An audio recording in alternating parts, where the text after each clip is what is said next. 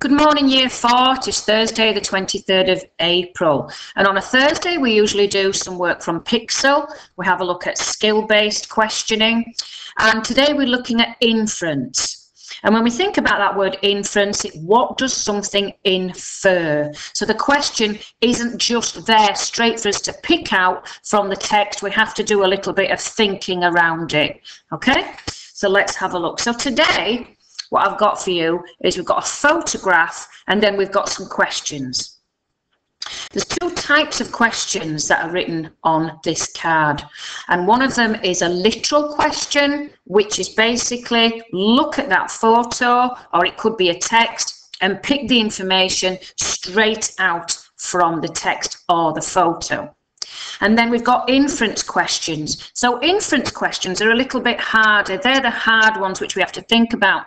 And it's usually looking at a picture or a text. What does it infer? What information can we gain from that picture? It might not just be written there for us to pick out. We have to think about it. So it takes a little bit of a thinking time. They're a bit harder, these ones, but we're quite good at this now. So I thought we'd have a little bit more practice. So I'm going to go through this one with you, and then we'll have a look at what you're going to have a go at doing. So first of all, what I would do here is I'd have a good look at that photo, have a good look at it, see what's there. What can I think about it? What time of day it is, what kind of cat it is, what is it doing, what mood is the picture, is it a winter picture, is it a summer picture, how do I know this? So then looking at the literal questions, what is the cat doing? So that is a very straightforward question. What is the cat doing? The cat is carrying a kitten.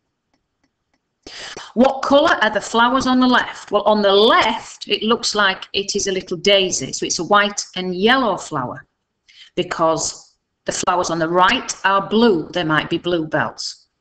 So those questions are probably your 1-mark questions, where they are just simply extract information from the text or picture. An inference question is, what does this infer? What can you gain what isn't actually said in a picture or a text? So you have to use your brain a little bit more for this one. So this first question was, where might the cat be going? There isn't a right and wrong answer, because we don't really know, do we? Because the cat doesn't belong to us, so we don't really know the story behind this. So it's thinking about a sensible answer. So where might the cat be going? Well, to me, the cat might be taking the kitten back inside to where the other kittens are. It might have just ambled off somewhere into the garden, perhaps. The second question is, why is the cat carrying the kitten? Now, that's not my writing. Sorry, it says carrying the kitten. So that's a good mistake for you to have a look at there. Why is the cat, it should be there, sorry about that, carrying the kitten?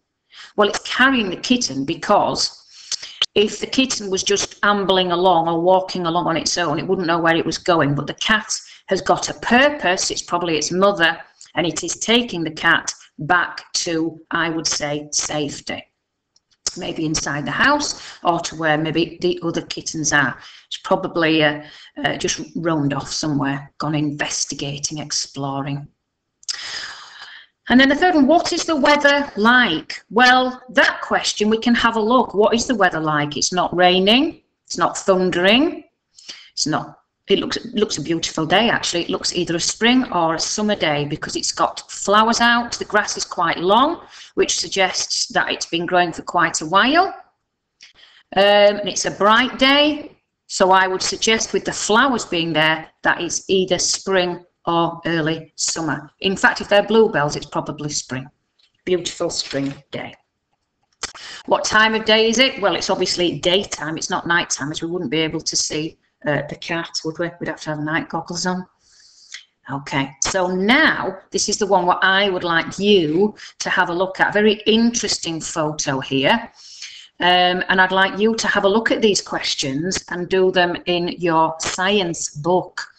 Okay, So I'm not going to tell you the answers, of course. So the literal questions are, look at that photo first. What is going on in that photo for you to be able to answer the questions? What does the picture show? What does it show? Describe it. Explain to me, what does that picture show? Where are they? What weather is it? And then the inference question says inferential questions, inference questions there. You have to think a little bit hard about these. You have to use your brain to think about, what information can I draw from looking at that picture? So why are the people running away? Well, why are they running away? That's for you to tell me. Why are they holding hands? That's quite significant, really, isn't it? Why are they holding hands? I'll be interesting to see your answers for that. What could have happened to the house? So for that question, you might have to think really hard about the picture. What's happened? What's the weather doing? And then the last one, who do you think the people are? Okay, so that one might build on to the other questions that you've looked at. So you need to think about that. Have a really good look at the picture. Have a think about it. Get into that picture. Imagine that you're there, and then you'll be able to answer those inferential questions. There is no right and wrong answer. It's what you think about it, okay? And we've done quite a lot of this over the years, so I'll be thrilled to read your answers like your other teachers will be as well. Okay, I hope you've enjoyed the reading sessions this week, and happy writing. And Mrs. Randall and Mr. Bilcliffe and myself will be excited to see what you've written this week. Okay, make sure you remember your punctuation, capital letters, make it neat. Just because you're not actually in the school at the moment, you must still care about your work and make sure it's the best it can possibly be. Fabulous. Okay, enjoy your weekend and take care. And above all, be kind. Goodbye for now. Bye-bye.